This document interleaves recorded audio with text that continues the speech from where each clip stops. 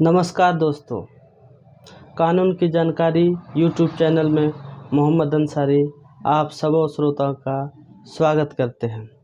कैसे हैं आप सब? उम्मीद करते हैं अच्छे ही होंगे। तो चलिए आज के इस एपिसोड में हम चर्चा करेंगे कि लॉयर क्या होते हैं, एडवोकेट क्या होते हैं, एडवोकेट ऑन रिकॉर्ड क्या होते हैं। बेसिकली सभी आदमी जानते हैं कि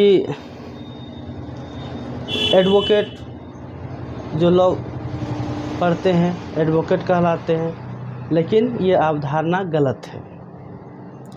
मैं बताता हूँ। जो लॉ की डिग्री पढ़ाई करते हैं जो या जैसे कि बीए एलएलबी कोर्स या एलएलबी कोर्स जो करते हैं और जो कोर्स करके एलएलबी या बीए एलएलबी कोर्स करके पास हो जाते हैं, पास आउट होते हैं, उनको सर्टिफिकेट मिल जाता है। कहीं कहीं सर्टिफिकेट को हिंदी में सनद भी कहते हैं या उपाधि, एलएलबी की उपाधि या बीए एलएलबी की उपाधि मिलती है। तो इस कंडीशन में आप लॉयर कहलाते हैं। लॉयर की हैसियत से आप काम कर सकते हैं as a solicitor, barrister and attorneys. किसी कंपनी में लीगल सर्विस के लिए काम कर सकते हैं। जैसे आप देखे होंगे कि स्टेट बैंक ऑफ इंडिया या कोई भी कंपनी जैसे रेलवे, इंडियन रेलवे या कोई प्राइवेट कंपनी एक अपना लीगल एडवाइज़र रखते हैं। वो लीगल एडवाइज़र लॉयर कहलाते हैं। तो बेसिक अंतर लॉयर एंड एडवोकेट में ये है कि जो बार काउंसिल ऑफ इंडिया से जो lawyer bar council of India से इनरोल्ड होते हैं, या कहने का मतलब बार काउंसिल ऑफ इंडिया में जो रजिस्टर्ड होते हैं और उनको सर्टिफिकेट ऑफ प्रैक्टिस का एक सर्टिफिकेट मिलता है, तो उस कंडीशन में आप एडवोकेट कहलाएंगे। यानी कि आप क्लाइंट की तरफ से केस लड़ सकते हैं, क्लाइंट का पैरवी कर सकते हैं। तो दोस्तों, एक लॉयर क्लाइंट का पैरवी नहीं कर सकता है, कोर्ट में जाके क्लाइंट का पैरवी नहीं कर सकता है। लेकिन जैसे एडवोकेट आप बनते हैं, यानी कि बार काउंसिल ऑफ इंडिया से रजिस्टर्ड होते हैं और किसी बार एसोसिएशन का सदस्य बनते हैं, तो आप लीगल एडवाइज़र के साथ साथ आप किसी का पैरवी कर सकते हैं, केस लड़ सकते हैं। तो इसीलिए इंग्लिश में कहा जाता है an advocate on the other hand is qualified individual who represent the client in the court of law pleading for compensation और release depending on the nature of the case. जबकि lawyer, the term lawyer is a very general in nature and used to designate anyone in the legal profession including a solicitor, barrister and attorneys। तो India में कहा जाता है कि if a lawyer graduate want to practice in a court of law, they need to be enrolled in a state bar council and clear the all India bar exam। तब जाके आप lawyer होते। All India बार examination यानी कि AIBE, ये जो है पहले ये चलन में नहीं था। 2010 यानी कि 30 अप्रैल 2010 में ये चलन में आया। देखा गया सुप्रीम कोर्ट की तरफ से और ऑल इंडिया बार काउंसिल की तरफ से कि गुणवत्तापूर्ण एडवोकेट की कमी आ गई है, जो किसी तरह से LLB या BLLB की डिग्री ले लेते हैं और कोर्ट में प्रैक्टिस करने के लिए इनरोल हो जाते हैं और प्रैक्टिस करने लगते हैं और पैरवी सही से क्लाइंट की ओर से नहीं कर पाते हैं। इस कंडीशन में बार काउंसिल ऑफ इंडिया ने सोचा क्यों नहीं गुणवत्तापूर्ण इस प्रोफेशन को एडॉप्ट किया जाए। तो इस कंडीशन में बार काउंसिल ऑफ इंडिया ने ऑल इंडिया बार एग्जामिनेशन 2010 से लेना चालू किया। तो अभी फ़िलहाल जो एडवोकेट या जो लॉयर एडवोकेट के रूप में प्रैक्टिस करना चाहेंगे, उसके लिए पहले आप जैसे आप इनरोल कराते हैं बार काउंसिल ऑफ इंडिया में किसी स्टेट के थ्रू,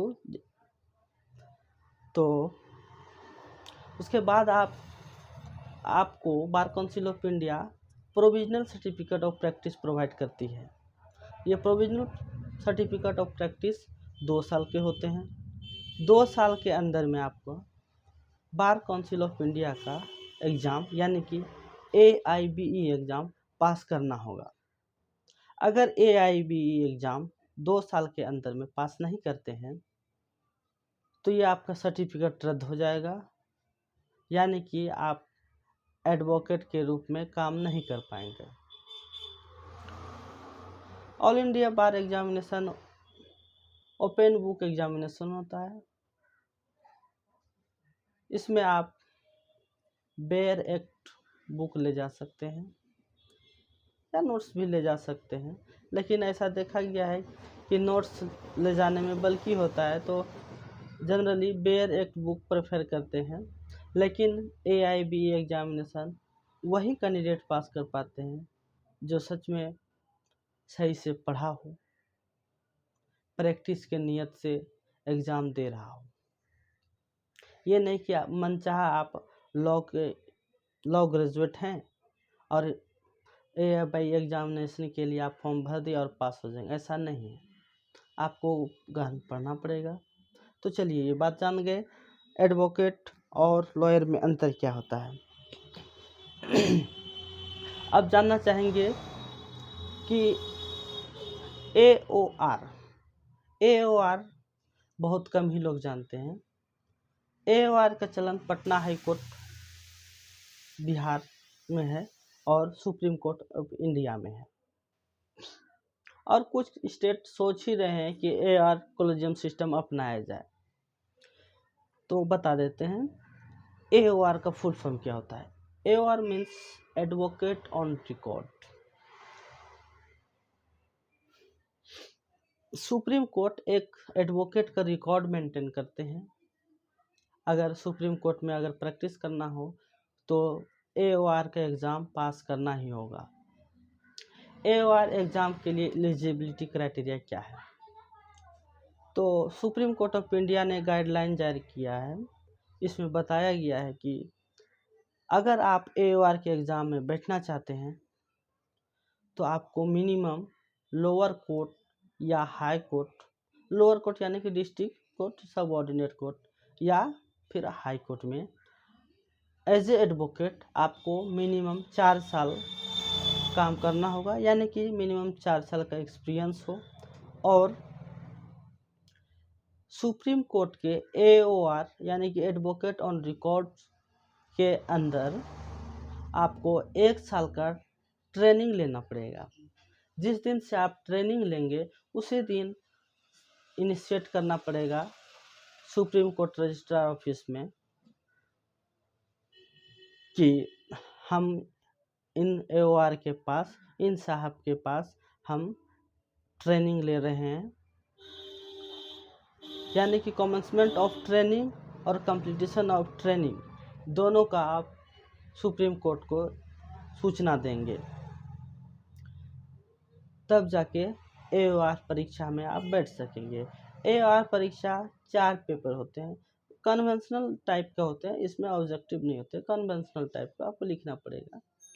वो चारों पेपर पास करने के बाद आप अगर पास करते हैं तो AOR बन जाएंगे। AOR बन यानी कि आप सुप्रीम कोर्ट का वकील बन जाएंगे, सुप्रीम कोर्ट का वकील। इस एपिसोड में इतना ही।